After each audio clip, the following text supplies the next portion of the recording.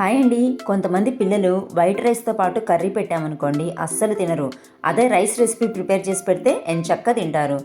అలాంటి వాళ్ళ కోసమే హెవీ మసాలాలు లేకుండా సింపుల్ ఇంగ్రీడియంట్స్తో చేసే ఈ బనానా రైస్ని ఒకసారి ట్రై చేయండి. టేస్ట్ చాలా బాగుంటుంది.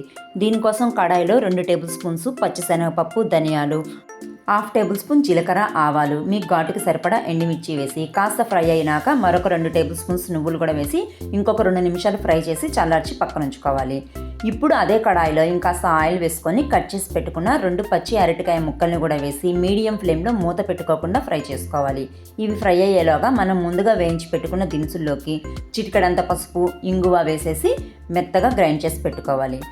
ఇప్పుడు సగానికి పైగా ఫ్రై అయిన అరటికాయ ముక్కల్లో మరికొన్ని జీడిపప్పు పలుకుల్ని కూడా వేసేసి అవి కూడా ఎర్రగా వచ్చే వరకు ఫ్రై చేసుకున్నాక ముందుగా గ్రైండ్ చేసి పెట్టుకున్న మసాలా పొడి కూడా వేసేసి ఇంకొకసారి బాగా మిక్స్ చేసేసుకొని ఉడికించి చల్లార్చి పెట్టుకున్న అన్నాన్ని కూడా వేసి ఫైనల్గా ఇంకొకసారి మిక్స్ చేసేసి వేడివేడిగా సర్వ్ చేసుకోవడమే. టేస్ట్ అయితే భలేగా ఉంటుంది. రెసిపీ నచ్చిందా? అయితే లైక్ చేయండి, షేర్ చేయండి. Thanks for watching.